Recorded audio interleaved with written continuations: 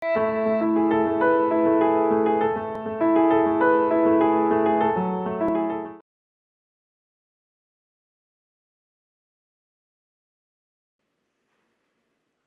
존경하는 성도 여러분, 그리고 천사 찬양대 대원 여러분, 하나님의 축복과 은총이 넘치시기를 주님의 이름으로 축원합니다. 오늘은 사사기 21장의 말씀입니다. 사사기 21장은 사사기 마지막 장입니다. 오늘 말씀을 보면 이스라엘 총회는 전투에서 베냐민 군대를 대표하고 베냐민 지파의 모든 사람들을 죽였습니다.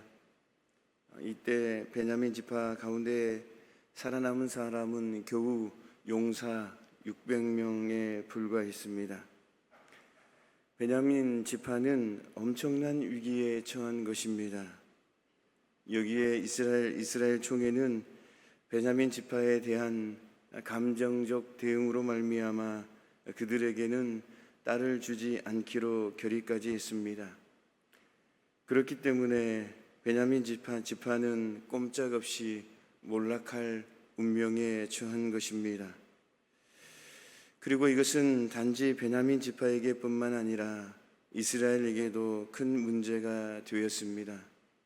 왜냐하면 이스라엘은 12지파로 이루어진 연합국가이자 하나님의 언약 공동체이기 때문에 베냐민 지파의 몰락은 이스라엘 전체의 운명과도 관계되기 때문입니다.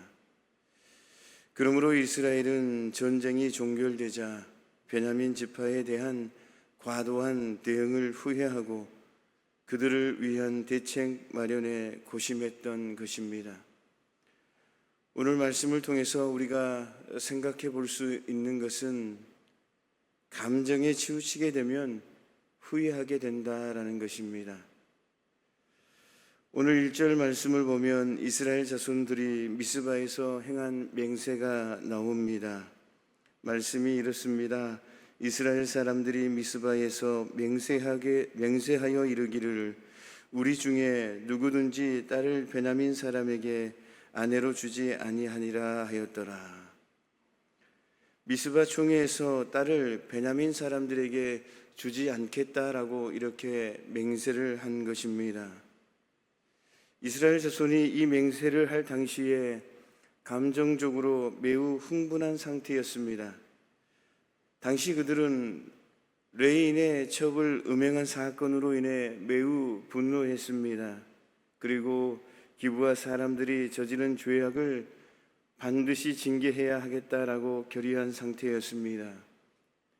그래서 어떤 문제들을 깊이 생각하고 결정할 만한 마음의 여유가 없었다라는 것입니다. 그러므로 그들은 얼마 못 가서 후회하게 될 맹세를 하게 된 것입니다. 성도 여러분, 사람이 흥분하고 마음이 들뜨게 되면 대개의 경우 잘못된 판단을 하게 됩니다. 분별력이 흐려져서 경솔한 판단을 내리게 되기가 쉽다라는 것입니다. 성경을 보면 위대한 사람들에게서도 이런 모습을 발견하게 됩니다. 바울과 바나바는 아주 절친한 사이였습니다. 하지만 어떻습니까? 마가의 일로 다투게 되었고 이로 인해서 갈라서고 말았습니다.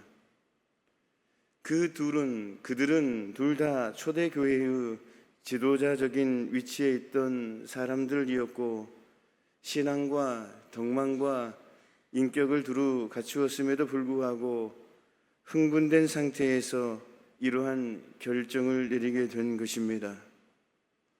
그러므로 중요한 결정을 내려야 할 때일수록 마음을 차분하게 가라앉히고 하나님의 뜻에 어긋남이 없도록 신중히 생각해야 된다라는 것입니다. 어떤 결정에는 번복하더라도 별 문제가 되지 않을 수 있지만 하나님 앞에서 행한 맹세는 경우가 다르다라는 것입니다.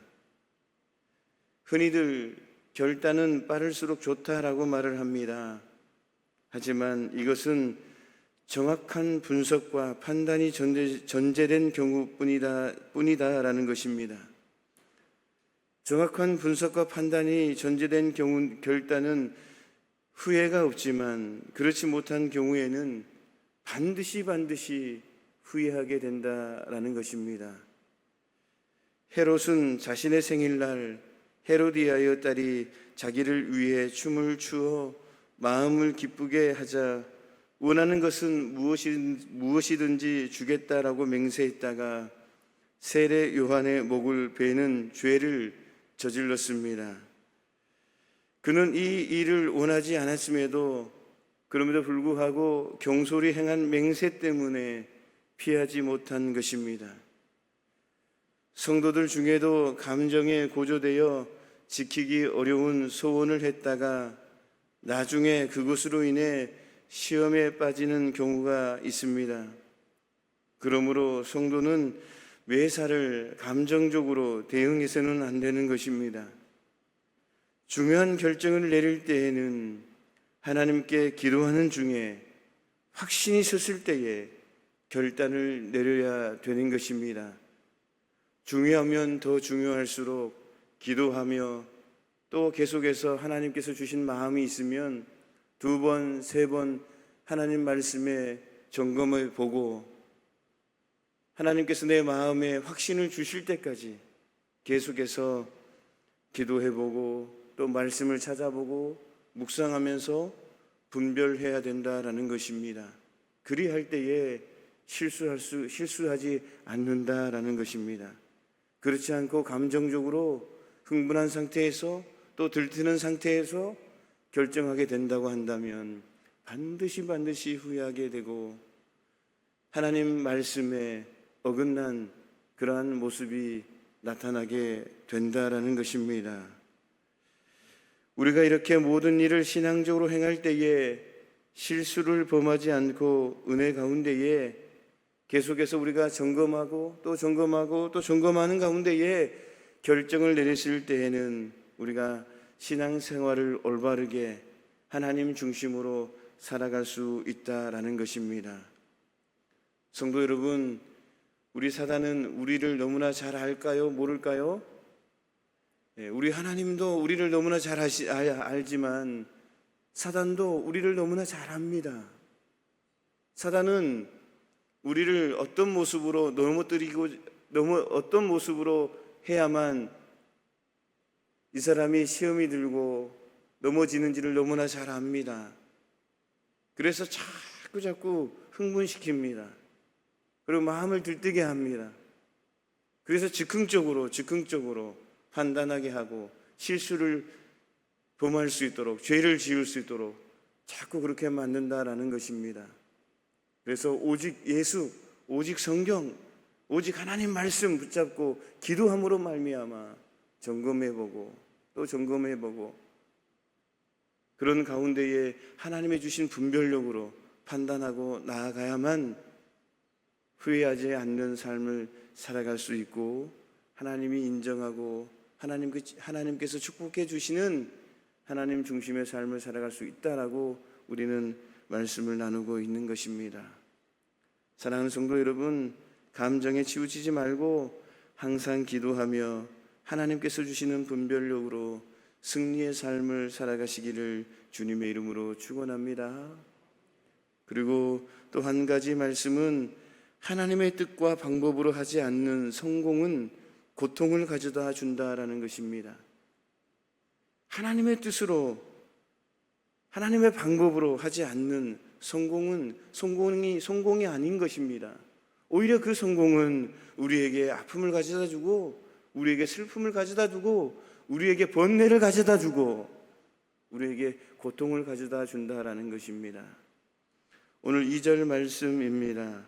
백성이 베델에 이르러 거기서 저녁까지 하나님 앞에 앉아서 큰 소리로 울며 이렇게 말씀하고 있습니다.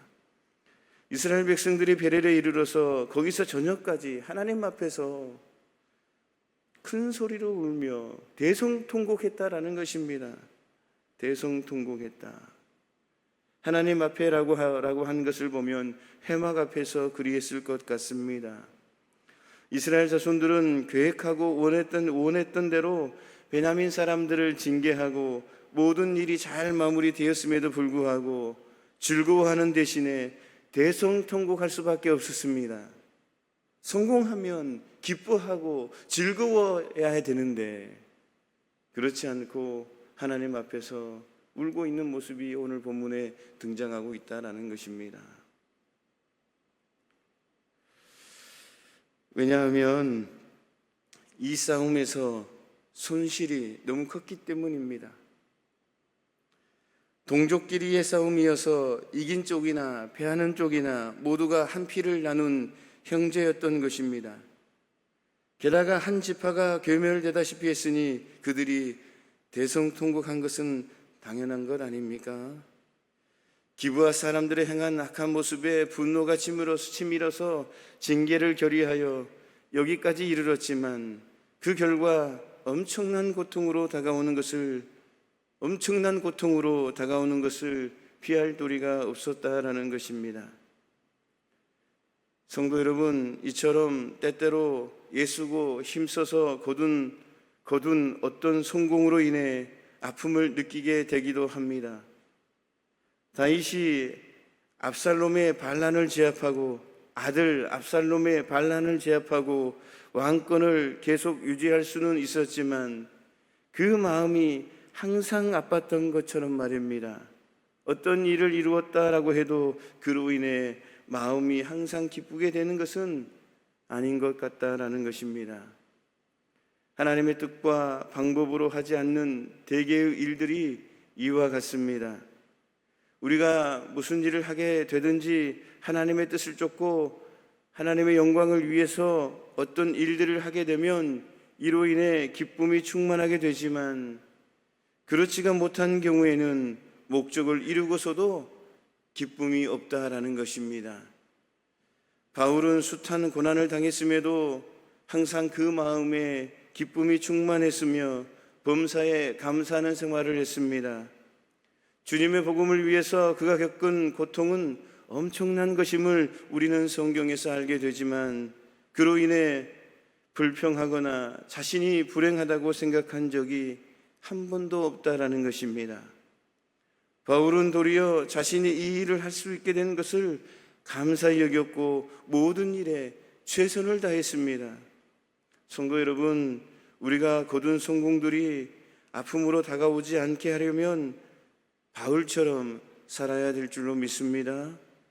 미국의 건국의 아버지라고 불리며 미국 화폐 100달러의 지폐의 주인공 벤저민 프랭클린 말처럼 성공은 많은 사람을 몰락시키기도 한다라고 그렇게 말을 하지 않습니까?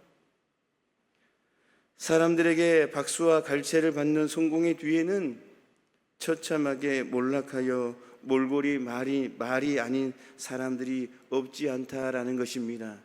이것은 세상적인 눈으로 보면 성공이지만 세속적인 눈으로 보면 성공이지만 주님의 눈으로 신앙적인 영적인 눈으로 보면 성공이 아니라 오히려 실패다라는 것입니다. 그 성공이 그 사람을 망치게 되었다라는 것입니다. 차라리 빈곤하고 때로는 가난하고 때로는 어려움이 있을지라도 하나님을 기쁘시게 하고 하나님을 즐거워하는 삶을 살아가는 것이 오히려 영적인 성공 아닙니까? 세상적인 눈으로 세속적인 눈으로 보면 모든 걸 다 갖추었고 세상적인 눈으로 부러워하는 그런 위치에 있을지라도 주님의 눈으로 보면 오히려 그 성공은 패망이고 멸망이다라는 것입니다. 오히려 하나님의 영광을 가리게 되고 늘 반복적으로 말씀드리지만 하나님의 복음을 방해하는 성령 해방죄가 되지 않습니까? 성공이 아닌 것입니다. 우리가 무엇이든지 자신의 생각을 쫓고 세상적인 목적을 추구하며 이 같은 결과가 생기게 되어 있다라는 것입니다. 목적을 추구하면 이 같은 결과가 생기게 되어 있다. 자꾸 인간적인 생각을 쫓아가고 세속적인 목적을 추구하면 이렇게 되어 있다라는 것입니다. 그러므로 우리는 스스로 무엇을 하려는 생각을 버리고 철저히 하나님 중심으로 살아야 될 줄로 믿습니다. 그래야만 후회 없는 삶을 살 수 있다라는 것입니다. 말씀을 마무리합니다. 감정이 치우치게 되면 후회하게 된다. 감정이 치우쳐서 결정하게 되면 후회하게 된다. 실수를 범한다. 죄를 짓게 된다. 하나님의 뜻과 하나님의 방법으로 하지 않는 성공은 아무리 세상적인 눈으로 보면 성공일지라도 하나님 눈으로 봤을 때에, 주님의 눈으로 봤을 때에, 영적인 눈으로 보았을 때에 그 성공은 성공이 아니라 오히려 배망이고 멸망이고 번뇌와 고통을 가져다 준다라는 것입니다. 사랑하고 존경하는 성도 여러분, 우리 든든한 교회 모든 성도님들이 진짜 멋진 성공자가 되었으면 좋겠습니다. 세상 사람들이 인정하는 그런 성공자가 아니라 진짜 우리 주님이, 예수님이 인정하는 그런 멋진 사람이 되었으면 좋겠습니다.